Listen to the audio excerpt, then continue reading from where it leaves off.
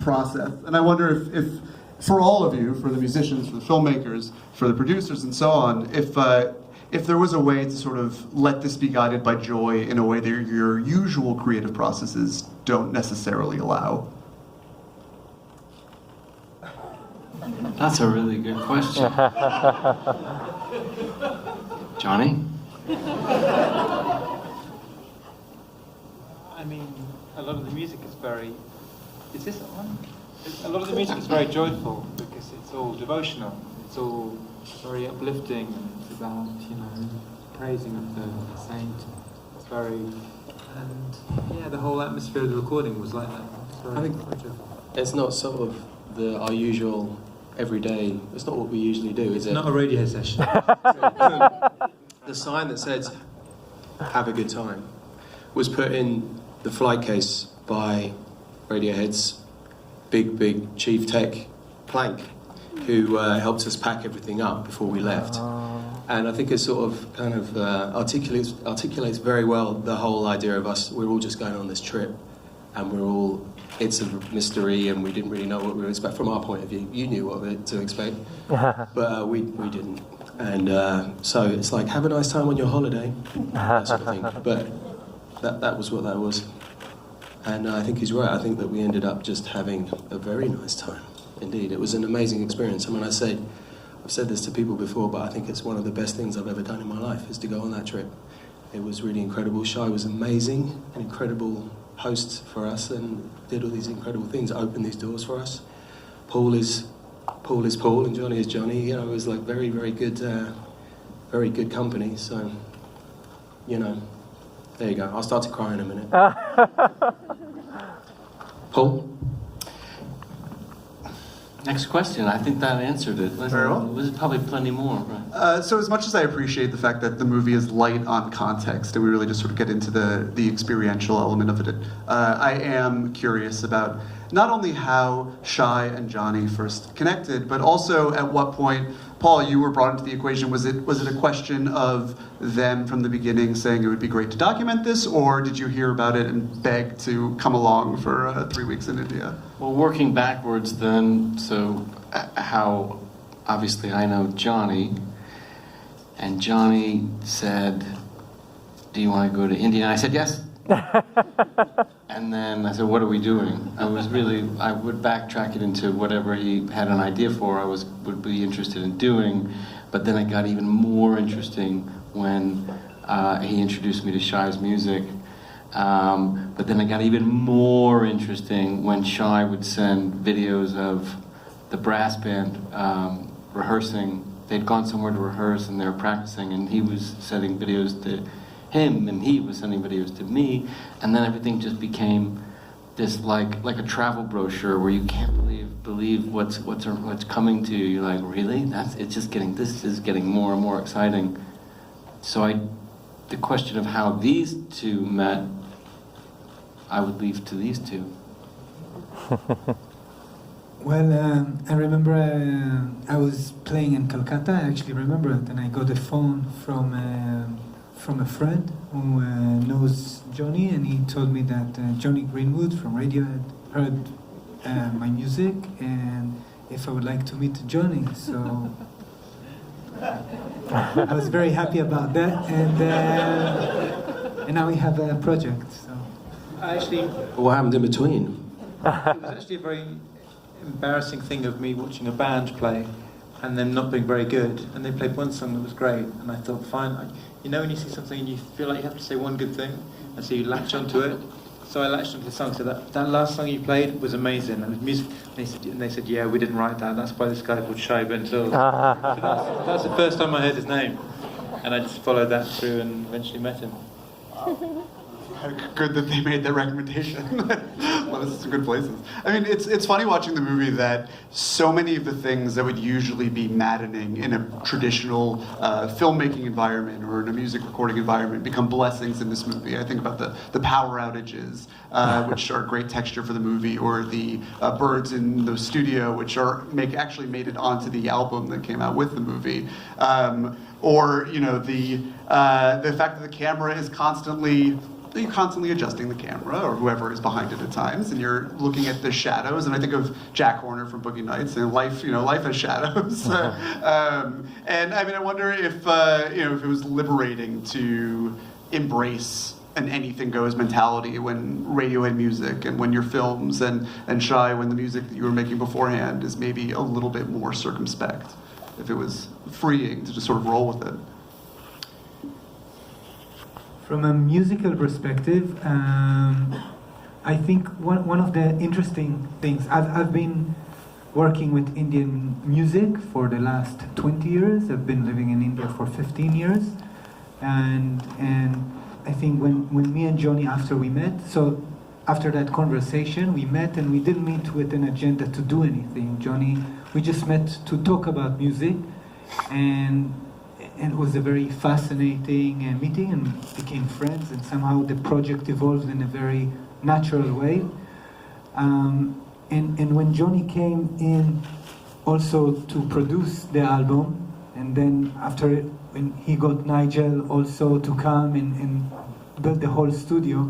So one of the things that I remember that was that happened in the initial stages is that we kind of drew lines of borders of what we shouldn't do. And Jonny was insisting that we shouldn't use any other Western instruments besides the instruments that either he plays or the guitar that I play. Which means that I thought, okay, we can bring, I know, a great drummer, or do you want to bring maybe some string sections? And he said, no, we should just narrow it down to the Indian musicians, and then we even narrowed it down more to Indian musicians from Rajasthan. There's so much different types of musical traditions and cultures in India.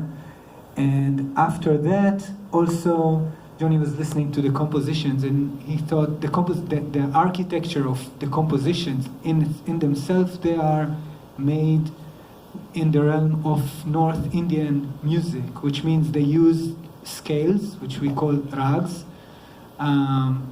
in the aesthetics of North Indian music is based on these scales.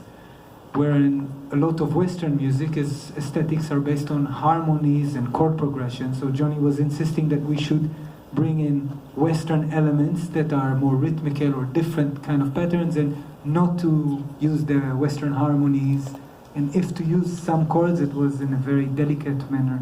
So this sort of a discipline kind of made everything very fascinating. Like, you have some sort of limit, at least for me, I felt that suddenly we had these limitations, and because of that we had a lot of freedom to explore within the limitations and already kind of have some sort of a structure, and then the rest was just glorious feeling of playing and enjoying music.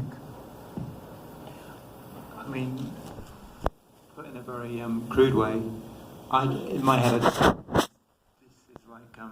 JB's is like a James Brown thing, in a way, it's ecstatic, and there are no chords, there's no major or minor in Indian music. It's very peculiar to someone who's used to playing with Radiohead and coming up with chord sequences. You can't rely on that, and as soon as you start imposing chords on this kind of music, you pin it down in a not very nice way. You force melodies into being, to having some kind of harmonic language which they don't really have. They're more ambiguous than that.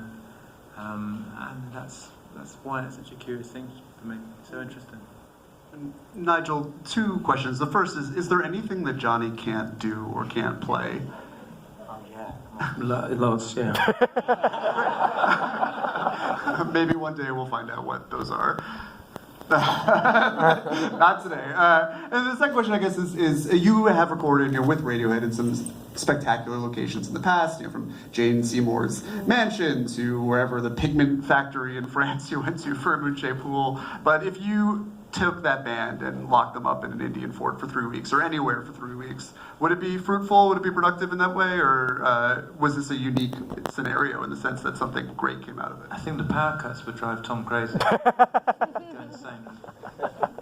I mean, when we started talking about doing it, and Shye, like Paul was saying, was sending out all these videos of the horn sections, and Jonny was explaining basically what the kind of idea of the project was. We were discussing recording where to do, how to do it, and where to do it. And there was, it went from in the desert. There was a very generic in the desert, like we go out into the middle of nowhere, which I said, well, it's just not really possible to, looking at what was available in terms of studios and stuff in India, and there really wasn't anything that was applicable. I mean, unfortunately, there probably were studios that we could have used at one point that just don't exist anymore, or I don't know. Basically, and like you said, I'm used to, we've built studios in very weird locations in the past. Never abroad, but certainly in England we've done that quite a few times, and it's always very fruitful. I mean, it's exactly the reason to do that is to create an ambience in a place that's never been used as a studio before. You really do get all sorts of things happen that you cannot explain and are nice surprises.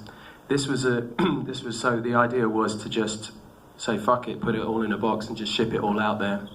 And we were fortunate in the fact that the box showed up with everything in it. Because I know at the same time, Paul was waiting for some camera equipment that never came. It came to customs, stayed in customs. Nobody bribed anybody, so it stayed in customs, got sent back to America, and he ended up filming the whole thing on a very small camera. I mean, it looks amazing, but you should have seen what he just had to work. Talk about limitations. For me, I was having a ball. I brought everything I wanted with me, and it showed up, and it all still worked. And I had a lot of fun. You talk about the pigeons, the birds. They were actually in a big space underneath our palace, which is what we had. There was an enormous space that was reverberant, and we used for all of the echo, all the reverb on the record is natural. It just happened to be full of pigeons as well, so you get a lot of that coming through the recording, but it sort of adds something to it. So, in short, if you took, we could have done that with. I mean, it'll work for anyone. It'll work for any situation. Would it? Could we have done it with Radiohead? Yes, I'd dearly love to do that. Could you get them to go there? Probably not. I mean, it's very pretty. I mean, show them the movie. They might think about it. but Paul, I mean, yeah, I'll do that. Along those lines, obviously the movie is spontaneous to a certain degree and could only be planned in advance so much. But your mind is such a steel trap of cinematic references. Were there any sort of film documentaries you had seen, or people who had shot music in such a way that you had in mind to any extent when you got to the location? Channeling. Well, I always, Jonathan Demme was the best person to shoot anybody playing music. So I would always have anything Jonathan Demme in my head, whether it was Stop Making Sense or even just a New Order Perfect Kiss video, which just sort of proves that if you just hold on somebody playing music, you'll be all right if they're interesting. And they're interesting, and Jonathan Demme had said something like, pure cinema is if a filmmaker is filming someone playing music, that kind of rang around. And then funny enough, I got back home and I got this box set sent to me with this film, is it called Tremors? Not the one you're thinking of. Not the one with the worms? Not with Kevin Bacon. There's a great film about this North African band, and the Film Foundation refurbished it. I was like, fuck, I wish I'd seen this before I went to India. I really could have stolen some good stuff. But it's a great film. Don't remember exactly who made it, but just tried to keep it simple. And there was a limited thing, one room to film these guys, and they were so good that it was easy to find shots. And Shye, I mean, I know that you had written most of the spine of the music before you actually got to the location, but I'd love to know, and maybe if Nathu wants to talk about this as well, how that music was developed once you got there, what the various musicians brought to the table that sort of changed or built on top of the bass that you had brought with you. So, the music itself corresponds with some, I would say, specific Indian traditional musics as far as genre. In that group, which we named Rajasthan Express, also maybe I would say that there are a few types of musical traditions. So I would end up with Nathuji, who would probably could explain best on where he comes from and his tradition comes from. But I would start with those who are not sitting with us now, but you've seen in the film and we would play later. So I'd say one of the elements would be the qawwals. Qawwals are Sufi musicians from Southeast Asia. Sufis are the mystics of Islam. And in India, Pakistan, Bangladesh, the biggest Sufi order is called Chishtiya, which is named after the Sufi saint Khwaja Muinuddin Hassan Chishti, who came from Iran, actually Iraq. It was the same region, obviously, in the 12th century, around 12th century. And he came by walking to India, and he brought that message of human brotherhood and love, and he settled in Ajmer. Now, around his shrine, his tomb, his grave, there's a holy shrine where people basically practice different sort of mystical practices throughout, and with the help or with music, basically. And that genre of music is called qawwali. And this music is very trance-oriented. The lyrics are all very passionate, and they talk about the relation between the human and the divine. Junun itself, the name is driven from the poetry of one of the Sufi saints from Ajmer. His name is Hazrat Nawab Khadim Hassan Godrich Shah Baba III. And he was a saint and a poet, and so I mean there is this element of this ecstatic, the poetry of love, poetry to God, which is almost when you read the translation, is almost a romantic poetry between could be between a man and woman or humans, and that sort of romantic notion and feeling. The Sufi poets and mystics have been writing towards God. And the qawwals have been performing it in the Sufi shrines, in the holy tombs. So that, and the style of qawwali, from musical point of view, is usually has very few musical sentences, that has a lot of elements of repetition. So we have that sort, when you ask me about when I've written some of the composition.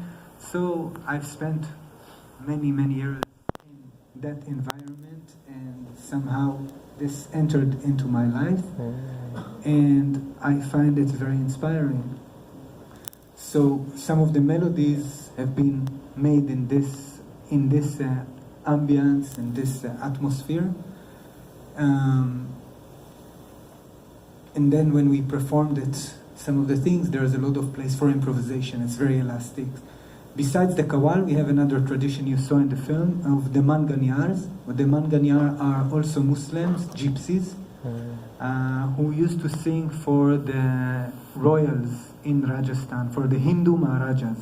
So if the Sufi musicians are devotional musicians, the Manganyar musician, they are the masters of entertainments. They've been entertaining the Maharajas for centuries, and this fort where we have recorded, the fort by the Maharaja of Jodhpur, his family is basically patrons of these Manganyar, of this community of Manganyars. So when the musicians, they come to the fort, they always feel very honored. You can see also the last, one of the last shots of the film, when the Maharaja comes on that stage, how everybody gives a lot of respect to him. So this is another ingredient of the Rajasthan Express. Then the third ingredient is the brass. The brass tradition arrived to India with the Britishers, with the British Raj, and they've been basically playing in different parades. I've always seen these brass bands playing in weddings, in the streets, in funerals, in holy ceremonies, and I was always fascinated by them. And I always thought, well, maybe one day, I don't know, it sounds so interesting, but they never played together with these other genres. And then when I played it to Jonny, and then Nigel heard it, and they said, well, this is the sound, this should be the sound of the album. At least I remember that. So then we brought the brass in, and the last thing when I said before, so I thought, okay, maybe we can bring drums. You know, we didn't want to make a National Geographic type of an album just to document traditional music. I mean, that was not fascinating. And then Jonny said, cannot we find other drums that are like drum set, but not to bring Western drums? So then I've spoken with my beautiful friend, Mr. Nathu Solanki, who plays the Nagara drums, and Nathuji can maybe explain where these drums and the tradition of your drum is coming from. Hi everybody. Hello. Most welcome. Thank you so much. My love and my eyes here make you welcome for me. And thank you for tonight. You most welcome. I'm so happy. When I don't know the Jonny, I meet first in Shye. And we work Shye with long time. And this is my dream. After this film making and this music making, I never play in my life like this kind of people, like 1 million people, sometimes more than 1 million people. This is our dream. We are so proud the Shye choose us to Muslim and Hindu, both religion. Wow. Both religion people. I'm also playing the temple. I born in the temple in Pushkar. Pushkar is a Rajasthani special place. One temple is there, it's called Brahma. This is the Hindu temples, and this is the only one temple in the India. And nobody can make another. Why his wife give him? Why the wife and husband is a then the wife tell him, nobody make your puja. Puja is like pray. So only this reason there is one temple there. And my family, 13 generation, we are playing the Nagara. Nagara is instrument is called like kettle drums, and we play with bucket sticks. And before is we are playing like 4 meter, 5 meter, only big one. This is, and after slowly we improved the small one. And my brother is a very special master for this. And he died on the stage in New York in town hall 12 years ago. The one group is coming, master of percussion. He one time play and second time he play and he already died on the stage. So I am so lucky to ask again. I sit here with a lot of good musician and I feel very good. And I am so proud play in Junun, and we are lucky to miss Shye Mansoor. We are all group like Hindu and Muslim. We are very happy to 4 years together work them. And we are so proud, play with lot of people, know our music. And we are a lot of traveling with them. And we are so happy. Thank you. Cool. Before we get to the performance, I'd love to see if anyone in the audience has a couple of questions. I think we have some time. If you raise your hand, I'll call on you and you can stand up and shout. The mic's over here. Or there's a mic. I don't know where it is because there's very bright lights, but you guys might. Right down here. Hi, my question's for Nigel.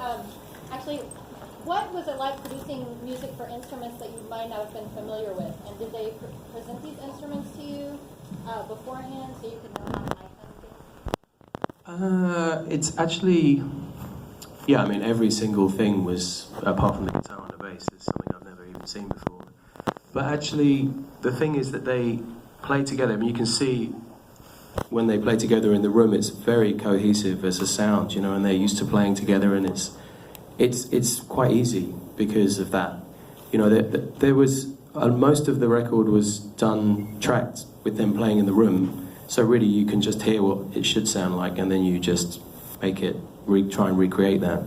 And then any additional stuff is just, you know, it's mainly vocals and little overdubs and melodic things, whatever. So it wasn't, you know, I have no knowledge of this man's craft really. He's definitely, you know, all of them. They all. More interesting was just seeing them not being used to being recorded, if you know what I mean. It was like working around, trying to stick microphones in places where they weren't quite comfortable, and that was a little tussle, a little bit of push and pull there for a bit. But generally, it's easy, it's kind of easy. It's a little bit like, you know, having a string section that just sounds. You stand in front of it and you can hear it, so you sort of just try and recreate that. was all very positive anyway. I think there's a line of questions over there. Or... Hi, my name's Melissa, and this question is for Jonny. So obviously you've been pretty busy lately with Radiohead and composing of Phantom Thread. I'm curious what was different about this creative process for you in the creating of Junun, and what was maybe inspiring to you versus your work with Radiohead and in your composing of film scores. It was more about just trying to talk Shye into an approach of how it's funny when lots of Westerners go to India and make music or record music with lots of respect, but sometimes it feels a bit like there's too much respect. It's like they're too wary to make anything, but there's a real roughness to some of his music and some of the way the brass bands play, especially, when they're following processions down weddings of the back streets of Jodhpur. It's not about sort of music for relaxation and the kind of the idea of. I think lots of people miss the point of Indian music and don't hear the tension in it or the excitement or the passion, and we were just responding to that. I remember we did lots of the singing with Zaki and Zakir. We had them standing with some pedals like this, just simple delay pedals, and they were holding microphones, and it was like a kind of, it was a little bit hip hop. You know what I mean? It was the way they were standing and just shouting. Into Actually, that is something that was kind of unusual. Was doing working with those guys doing vocals and stuff was fascinating, because of course you don't understand what they're saying, and also it's true to say that some of the singers, the girls, were singing in a different language that they understood, so they didn't know. They were being taught phonetically how to sing this stuff. So all of those kind of things were definitely and then just you're right, like trying keeping to it rough a little bit. Yeah. There's a slightly sort of hi-fi obsession approach to recording world music that we find a bit off-putting. You're quite right. Yeah, that's true. It's no dirt or grunge to it. Yeah. Sure.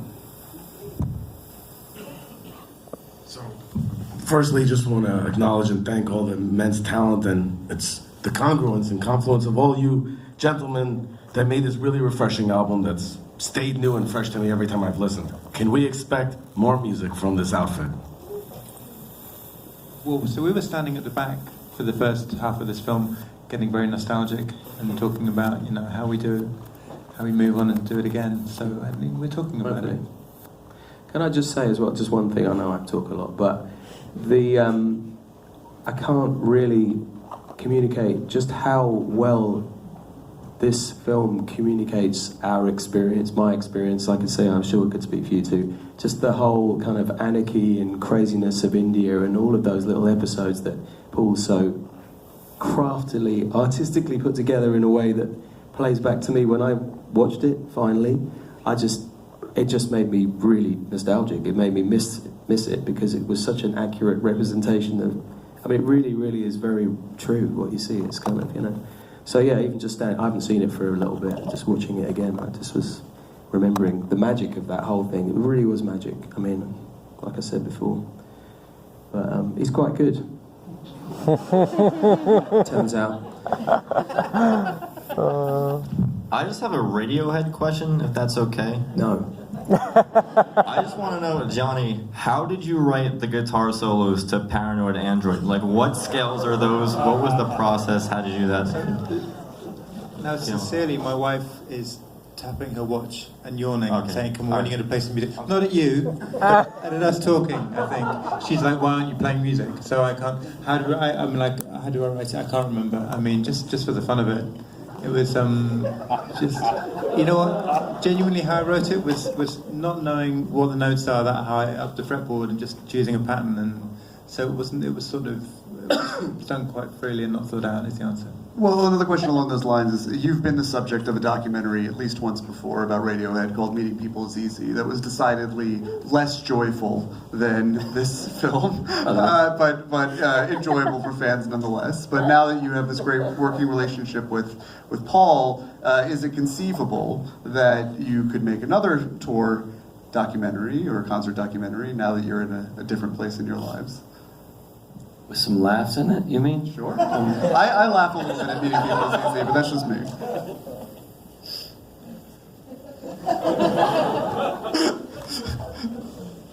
I like an awkward silence. Like a big, I don't know. Yeah, you know, we've got to play.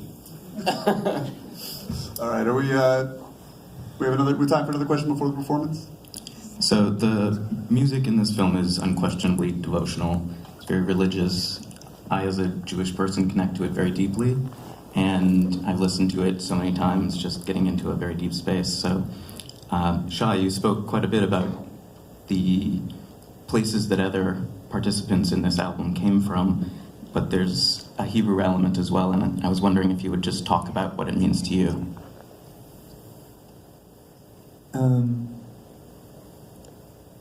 Yes. Well, yeah, okay, it goes back to, I grew up in Israel, and when I played music since I was a young boy in different sorts of bands, and different tradition, obviously.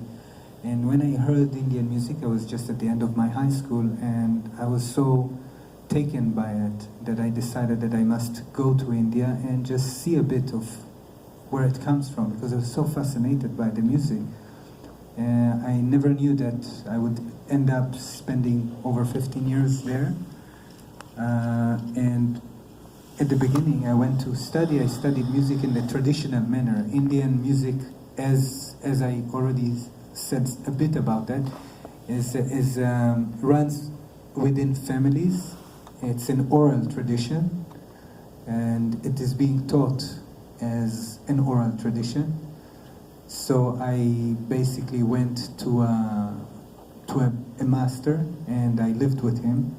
And I remember that the music was fascinating, and I was so moved by it. And I lived there. It was very, very hard period. I remember, was, waking up at 4 o'clock, singing one note for 2 hours, then the rag and everything until 11 o'clock in the night. It was very, very intense for me, and I was the only foreigner. And then I remember that one day I went sometime at the small slots that I had for myself, and I would read poetry just to comfort my own loneliness at that point. And I read in the book of Hazrat Jalaluddin Rumi in his Masnavi. He's a very famous Sufi mystic and poet. I think many people who knows about Rumi. And there is, in the introduction of the Masnavi, he says, a man who does not speak his language becomes dumb, even if he learned 100 songs. And as I read that, it felt so true. And I felt I'm that person who becomes dumb. I'm learning a musical language which has no borders to it, but I was learning to sing in language that didn't really mean at the time so much to me. I didn't know at the time the language. So I just started to express my own feelings in the language where I come from, which is Hebrew. So this is how I started writing poetry in Hebrew, expressing my own personal dialogue and feeling within the musical language of North Indian music. So I think this is how this process has started and evolved. That started many years ago. And in the album we have basically language. The language is in one of the songs. It says something. ליהודים יהודי, למוסלמים מוסלמי, בכל לשון באדבר אחת שפתי. To the Jews, I'm a Jew. To the Muslim, a Muslim. In every language that I speak, in every dialect that I speak, my language is one. Allah Elohim, which is like basically that is a one language. So beyond the language, there is a one language, and that's what I feel, and I feel very happy that I think this got to that expression by the album and by the film that Paul has made, which also, for me as a viewer, the fact that there's not really an identity for the people as individuals or to a storyline. There's just that oneness that happens in that room, which is music and basically the feeling of unity. That's a beautiful note to end it on. Thank you so much for talking about the movie with us. We'll now clear the stage and listen to you guys perform.